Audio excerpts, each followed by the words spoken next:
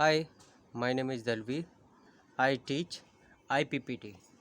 IPPT में मैं polymer unit करा रहा हूँ। नाउ इस यूनिट में मैं MCQs क्वेश्चंस जो भी पॉलीमर से रिलेटिव है उन क्वेश्चंस को मैं करा रहा हूँ।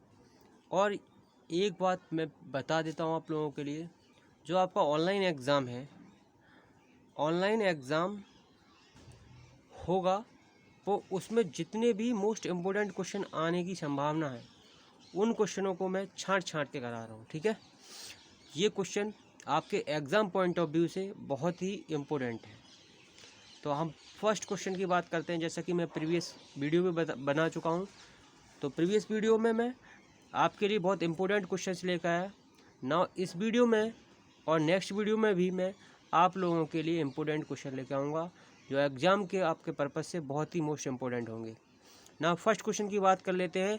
वैकेलाइट को प्राप्त करने के लिए फिनॉल के साथ किसकी रिएक्शन कराते हैं?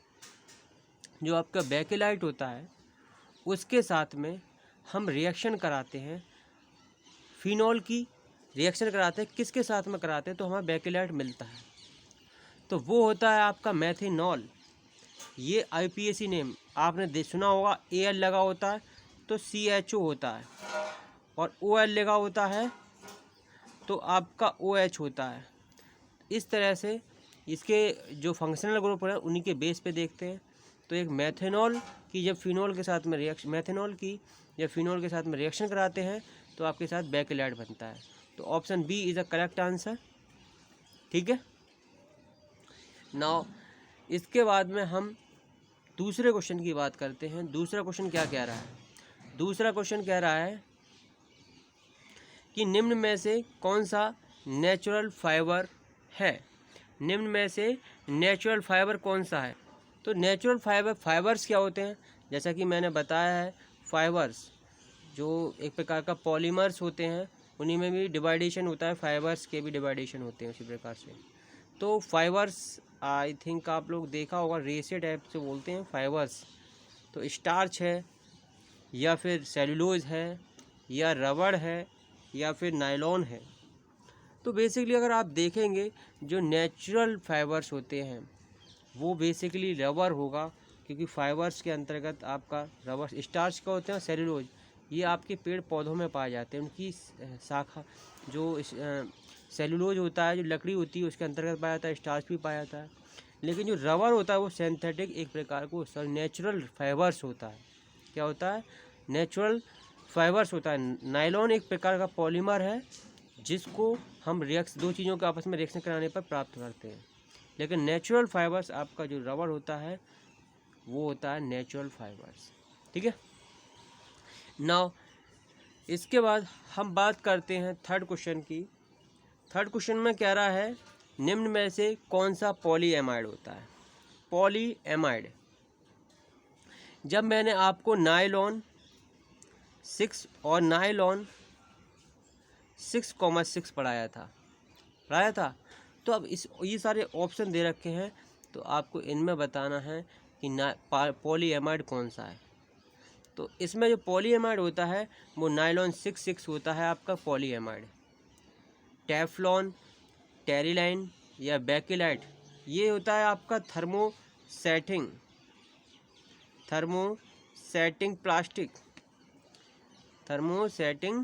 प्लास्टिक होता है। आई थिंक आप लोगों को मैं प्रीवियस वीडियो में बता चुका हूँ बेकेलाइट के बारे में। ये थर्मोसेटिंग प्लास्टिक है, लेकिन नायलॉन है वो पॉलीएमाइड होता है।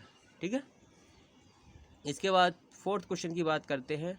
फोर्थ क्वेश्चन में कह रहा है निम्न में से कौन सा है बायोडिग्रेडेबल पॉलीमर है? बायोडिग्रेडेबल पॉलीमर क्या होता है?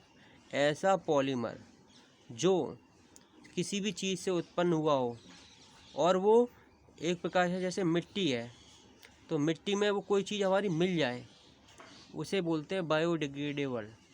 बायोडिग्रेडेबल का मतलब संगठित हो जाना, उसमें मिल जाना। जैसे आप आई थिंक आप लोगों ने सुना होगा कि ये चीज़ है, ये मिट्टी में मिल जाती है, दैट कॉल्ड इज बायोडिग्रेडेबल, जो हमारे एनवायरनमेंट के लिए हानिकारक नहीं है। तो ऐसा कौन सा पॉलीमर है? तो आपने सेलुलोज का नाम सुना होगा। जो पेड़ पौधों में पाया जाता है, और सेलुलोज पेड़ पौधों में जो भी चीज़ पाई जाती है वो मिट्टी में मिल जाती है। दैट मीन ये पॉल्यूशन नहीं करती है।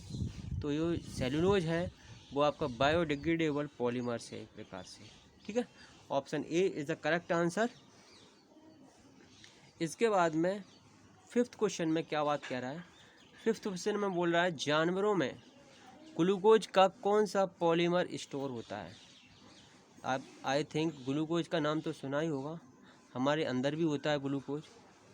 जो आपका जो माल्टोज वगैरह होता है, या इसे शुगर वगैरह भी बोलते हैं, चीनी वगैरह, तो अगर उसको दो भागों में बांटते हैं, किसको, शुगर को, तो आपका एक क्या बनता है, फ्रक्टोज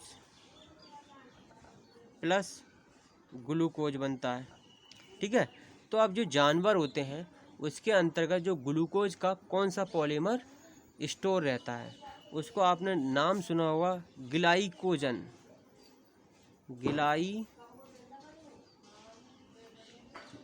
ग्लाइकोजन सुना है नाम। तो ये होता है ग्लूकोज का पॉलीमर होता है, ये बेसिकली जो आपका जानवरों के अंदर स्टोर रहता है, ठीक है, ग्लाइकोजन। ना इसके बाद सिक्स क्वेश्चन की बात करते हैं, पॉलीएक्रानाइट्रिल का व्यापारिक नाम क्या है। व्यापारिक का मतलब समझ रहे हैं, कॉमर्शियल।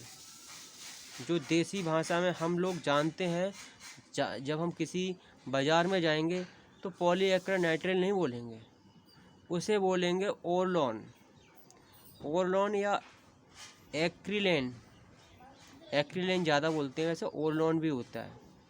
तो ये पॉलीएक्रानाइट्रिल का व्यापारिक नाम होता है, कॉमर्शियल नाम होता है। कैसा होता है, कॉमर्शियल नाम होता है, ठीक है। पॉलीएक्रानाइट्रिल का ये कॉमर्शियल नेम है, क्या, ओरलॉन या एक्रिलेन, ठीक है। नाउ सेवन्थ क्वेश्चन देखते हैं। सिक्स क्वेश्चन आई थिंक आप लोगों के अच्छे समझ में आ गए होंगे। इसी टाइप से मैंने एक प्रीवियस वीडियो में क्वेश्चन लेके आया था, ए सभी जुड़े हुए थे, तो वो कौन सा किस टाइप का पॉलीमर था, वो आपका होमोपॉलीमर था। आप लोगों ने ऑप्शन में देखा होगा, लेकिन ये आया A-B फिर A फिर B फिर A, ये किस टाइप का पॉलीमर है। तो ये बेसिकली कोपॉलीमर है। कैसा पॉलीमर है, कोपॉलीमर होता है, ठीक है। तो ये इसके सिंबल्स हैं, इनको याद कर लेना, ये इम्पोर्टेंट क्वेश्चंस हैं। ये इम्पोर्टेंट है क्योंकि ये पहले भी जो आपके ऑनलाइन एग्ज़ाम होते हैं तो उनमें देखेंगे, इस टाइप के क्वेश्चंस देखने को मिलते हैं, ठीक है। नाउ एट्थ क्वेश्चन की बात करते हैं, ये 7 क्वेश्चन हो गए हैं। नाउ ये कुछ पॉलीमर्स हैं, उनके केमिकल नेम होते हैं, कि केमिकल नेम उनके क्या होते हैं, ये इम्पोर्टेंट है आपके एग्ज़ाम पॉइंट ऑफ व्यू से। डिफरेंट टाइप के पॉलीमर्स का केमिकल नेम पूछ सकता है ना। पॉलीमर्स हैं, उनके केमिकल नेम बताए गए हैं, और ये सारे केमिकल्स, ये पॉलीमर हैं, जितने भी पॉलीमर हैं उनके केमिकल नेम हैं ये सारे, और इनको अच्छे से याद कर लेना, क्योंकि इस टाइप के क्वेश्चन पूछे जा सकते हैं कि नायलॉन 6 का पॉलीमर नाम वो केमिकल नेम बताइए। तो इस तरह के केमिकल नेम पूछ सकते हैं। तो मैंने एक पूरा क्वेश्चन टाइप से बना दिया, ये पूरे सारे जितने भी पॉलीमर हैं उनके नाम लिख दिए, उनके केमिकल नाम लिख दिए, ये याद कर लेना, ठीक है। नाउ नायलॉन 6 को क्या कहते हैं, पॉलीकैप्रोलेक्टम, क्योंकि ये कैप्रोलेक्टम से प्राप्त किया जाता है, इसे पॉलीकैप्रोलेक्टम कहते हैं, ठीक है। पीवीसी का नाम आपने बहुत सुना कि ये पीवीसी का पाइप है, देखा होगा, तो उसे पॉलीविनाइल क्लोराइड बोलते हैं, पॉलीविनाइल क्लोराइड बोलते हैं। एक्रिलेन, जैसा कि मैंने अभी इसे बताया था, इसको ओरलॉन भी बोलते हैं, ठीक है। एक्रिलेन, इसे पॉलीएक्रिलोनाइट्रिल भी बोलते हैं, ठीक है। नेचुरल रबर को सिस पॉलीआइसोप्रेन कहते हैं, सिस पॉलीआइसोप्रेन कहते हैं। जबकि एलडीपी का नाम सुना होगा, लो डेंसिटी पॉलीएथिलीन, ये मैंने सीटी में मैंने पढ़ाया है, जो प्रीवियस वीडियो है उसमें पढ़ाया है, लो डेंसिटी पॉलीएथिलीन, ठीक है। ये सबके केमिकल नेम हो गए, ये पॉलीमर्स हो गए। तो आई थिंक इतना समझ में आ गया होगा। ये क्वेश्चन नहीं है एक प्रकार से, ये पॉइंट्स लिखवाए हुए हैं, ठीक है ना। हम 9th क्वेश्चन की बात करते हैं कि 9th क्वेश्चन में क्या कह रहा है। निम्न में से कौन सा नेचुरल पॉलीमर है? आप लोगों ने बहुत सारे नेचुरल पॉलीमर्स के नाम सुने होंगे, तो उनके जो आप जो पॉलीमर टॉपिक देखोगे ना थ्योरी में, तो वहाँ समझ में आएगा कि नेचुरल पॉलीमर्स कौन से होते हैं। तो पॉलीथीन है, ये सिंथेटिक बनाया जाता है। पॉलीविनाइल क्लोराइड PVC, इसे मैंने अभी बताया कि पॉलीविनाइल क्लोराइड, ठीक है, ये पॉलीविनाइल क्लोराइड है। ये भी एक प्रकार से मतलब पॉलीमर तो है, लेकिन ये सिंथेटिक बनाया जाता है। एसिटिक एसिड बनाया जाता है, लेकिन आपका जो प्रोटीन होता है, जो हमारे शरीर में प्रोटीन होती है, इनने देखा होगा आपका, ये भी एक प्रकार से पॉलीमर है, लेकिन इसको नेचुरल पॉलीमर बोलते हैं। तो B option is a correct answer, ठीक है। नाउ 10th क्वेश्चन की बात करते हैं। पॉलीएथिलीन इज, पॉलीएथिलीन क्या होता है? होमोपॉलीमर है, क्रॉस लिंक्ड कोपॉलीमर है, या रैंडम कोपॉलीमर है, या अल्टरनेट कोपॉलीमर है? पॉलीएथिलीन क्या चीज़ होती है? तो बेसिकली आप देखेंगे कि जो पॉलीएथिलीन है वो होमोपॉलीमर है। जैसा कि मैंने बताया था CH2 इस तरह से होता है। तो ये कैसे टाइप होता है? होमोपॉलीमर होते हैं। इसको पॉलीएथिलीन है, वो होमोपॉलीमर है ना। 11th क्वेश्चन की बात करते हैं। निम्न में से कौन सा लीनियर पॉलीमर होता है? लीनियर का पॉलीमर मतलब एक रेखा के रूप में होगा पॉलीमर। निम्न में से कौन सा लीनियर पॉलीमर है? तो लीनियर पॉलीमर है, देखो, एमाइलो पैक्टिन ये भी नहीं है, ग्लाइकोजन नहीं है, लीनियर स्टार्च होता है ये भी नहीं है। जो एमाइलोज है ये लीनियर पॉलीमर होता है। D option is the correct answer, ये लीनियर पॉलीमर होता है। नाउ अब आप बात कर लेते हैं ब्यूना एस। आप लोगों को नाम बताया होगा, ब्यूना एस को प्रीवियस वीडियो में बात चली थी। तो एस का मतलब क्या होता है? स्टायरीन, बताया था एस की फुल फॉर्म। तो ब्यूना एस में एस की फुल फॉर्म होती है स्टायरीन। तो Buena is a polymer of, polymer है वो किससे बनकर बना होता है? तो ब्यूना एस वो होता है ब्यूटाडीन एंड स्टायरीन से मिलकर बना हुआ होता है। C option is the correct answer. Buna S is a polymer of butadiene and styrene, ठीक है। तो ये ब्यूना एस की फुल फॉर्म, ये एक प्रकार का पॉलीमर्स होता है ना। इतने क्वेश्चन मैंने आप लोगों को इस वीडियो में करा दिए। आशा है सभी क्वेश्चन आपको एक एक क्वेश्चन समझ में आ गया होगा, और एक एक क्वेश्चन को आप अच्छे से पढ़ लेना। जब आपका ऑनलाइन एग्ज़ाम हो ना, तो उस टाइम पर क्वेश्चनों को देखना, ये कितने मोस्ट इम्पोर्टेंट क्वेश्चन हैं। नाउ सभी के लिए थैंक यू, और अच्छे से पढ़ते रहिए, आपके एग्ज़ाम नज़दीक आते जा रहे हैं।